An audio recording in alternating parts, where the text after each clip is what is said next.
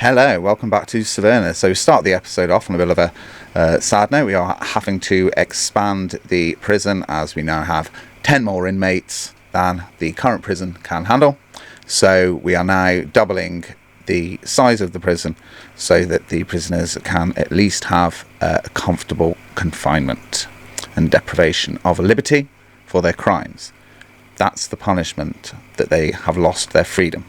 They do not have to suffer inside. So Severna is constructing a new prison which will double the city's current capacity.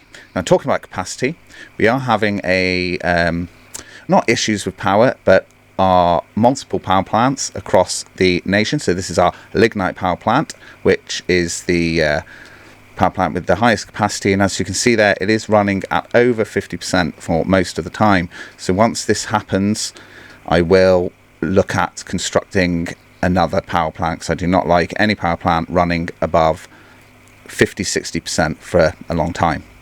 Here we have a gas power plant which puts out slightly less energy, and its capacity, its usage at the moment isn't looking too bad, with looking around 40% there.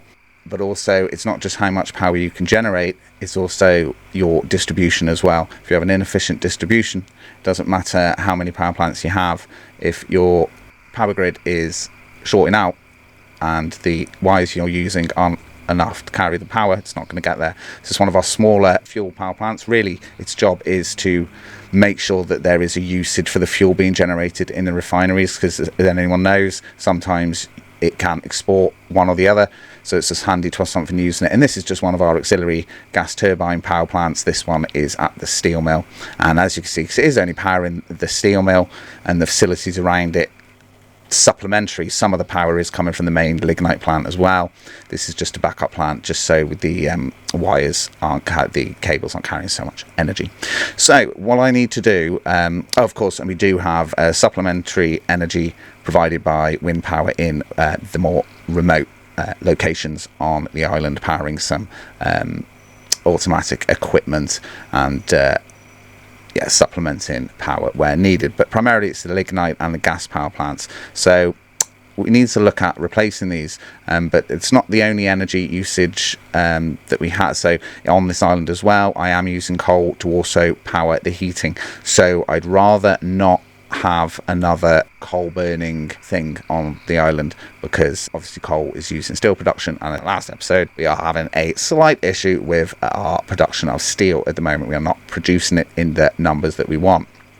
So this is the subterranean view of the grid. As you can see there's lots of green. There's a couple that are looking a bit red. We will address those issues. We'll survey the grid. We'll see where there's inefficiencies. We can look at upgrading some of the wiring and neatening it up. Neatening, is that not even a word? Tidying it up a little bit. So, and I also believe that I will be building another large capacity gas power plant for now, with an idea, with a look forward to producing obviously nuclear power after that. This probably will be the last fossil fuel plant that Severna builds before we will transfer over to nuclear energy.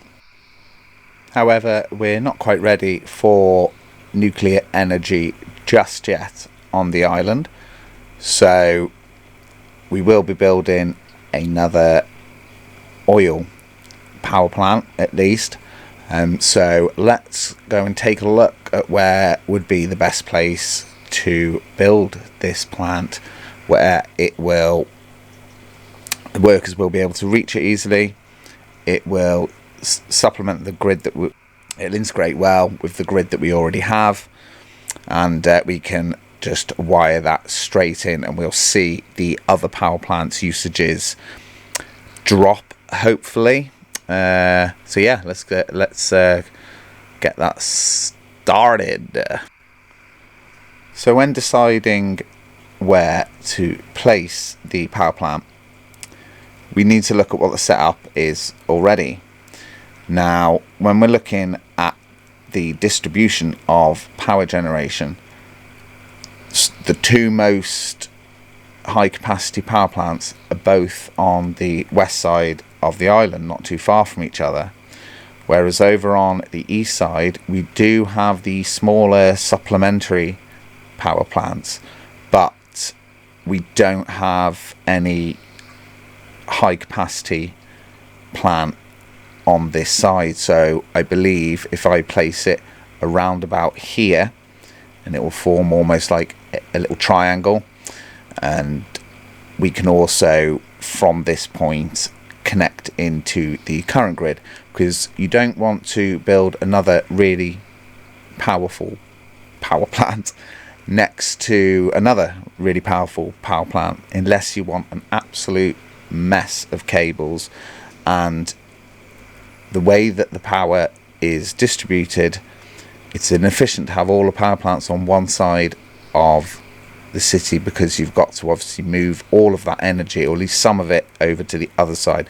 So what we'll do is we'll build like the little triangle of power. So we'll place this power plant around here. So just a little tip that I have learned the hard way. I could build this extremis power plant, which will give me 8,000 megawatts in one power plant. Great. I don't have to build anymore. That'll do me for a long time. But the catch is again, it's how if you're really good at laying the cables down and making sure that you are being as efficient as possible and you're not overloading your switches or anything like that, fair play to you if you can do that.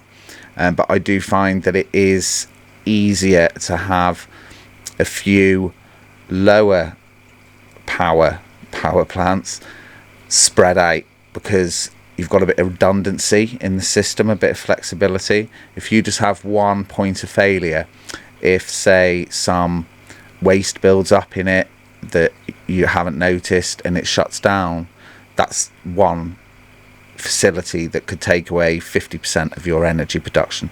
So I always advise really to, instead of building one big powerful power plant, unless you're exporting energy, because that works a little bit differently, it's a bit more flexible about, you know, 'cause it just takes whatever you'll give it essentially.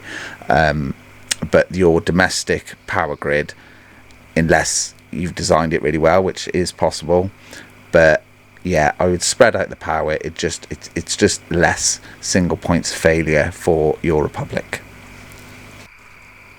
And as you can see from these images, these switches here are basically what connects the gas power plant to the lignite one. This is like the interface between the two to make sure that they're balanced.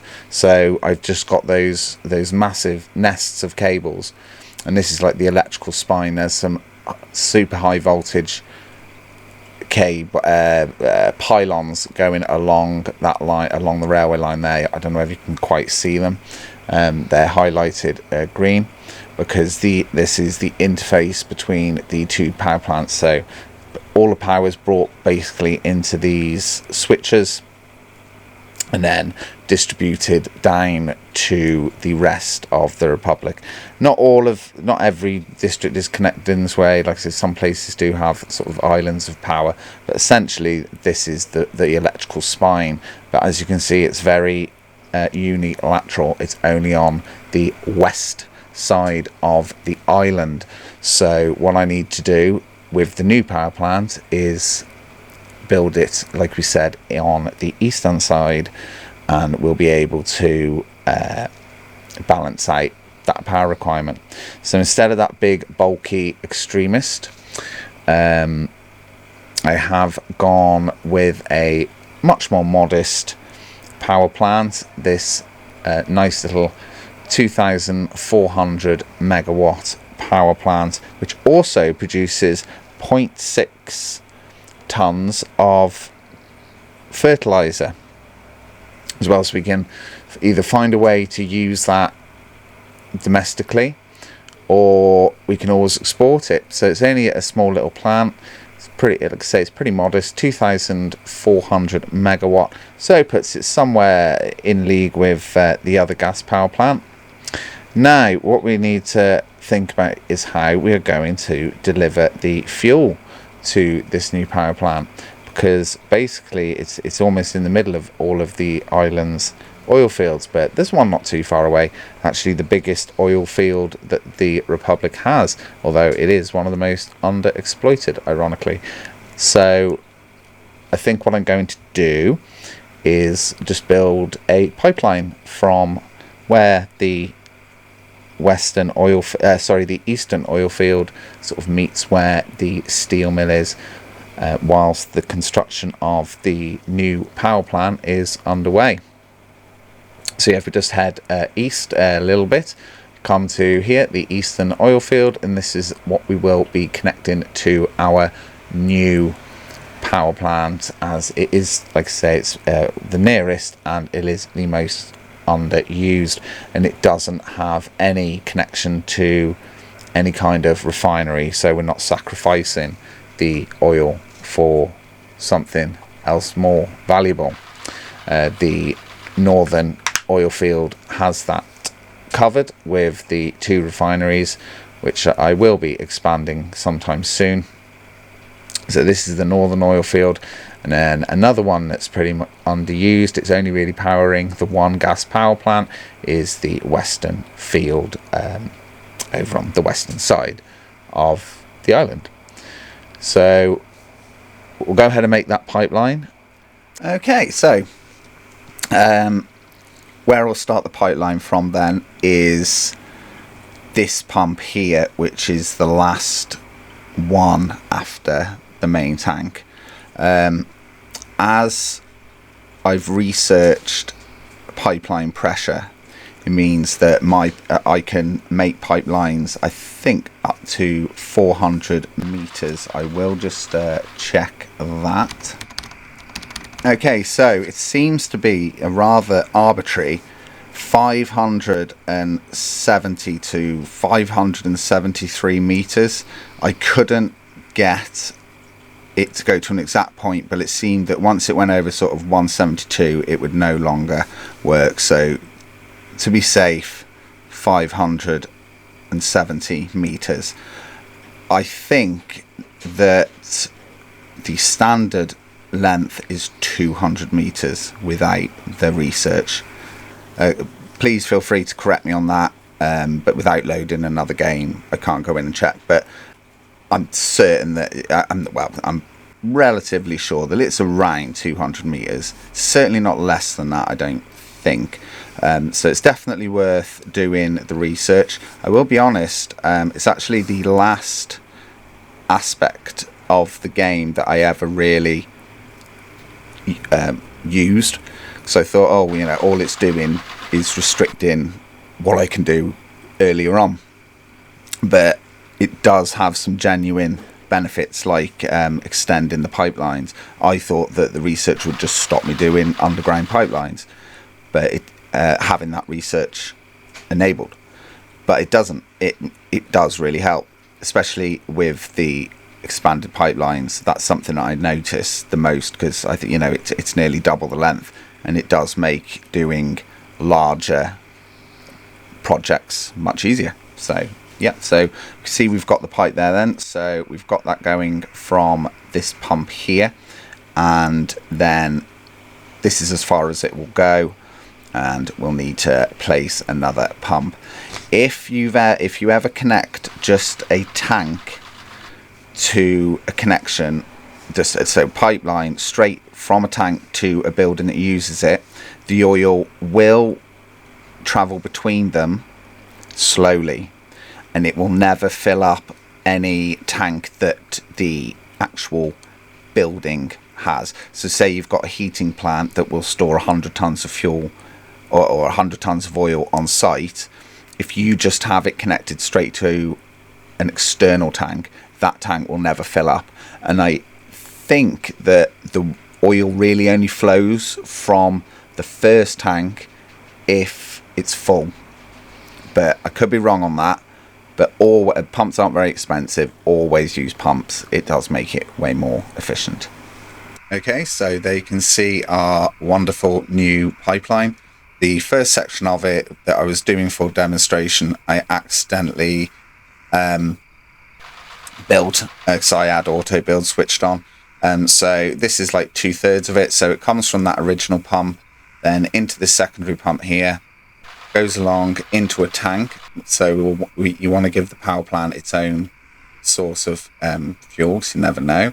Then it will go through another pump, and then this particular model that I've downloaded, which is a workshop mod, doesn't actually have any underground pipe connections, so we have had to come above ground just for this last little section here. You can start off with an overground and then go underground using the underground pipelines to connect to things that don't have underground, but just for demonstration purposes, I thought this is a good way to illustrate the two types. So you've got above ground, which I don't really use because they just clutter up the area. I mean, if you've played this game a long time, you may remember before we had underground infrastructure at all, and power lines and pipelines and heating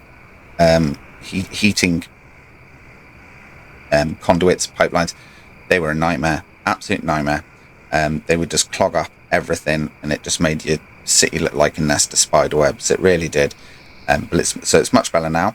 So there we go. So we've got the pipeline now under construction, as well as the power plant. So I'm going to end the video here, just because it will just go on forever, and now it'll end up forgetting to finish it. So I'm just going to leave it here, and then in the next video, it will be the soft infrastructure for the power plant and the new factory here. So we'll need a way to connect to the people that live here. We'll build some more homes over this side of District 4 as well, and we'll put in some bus systems and things. We also need a strategy for what we're going to do with the the fertilizer that this plant will produce. So we will look into that as well.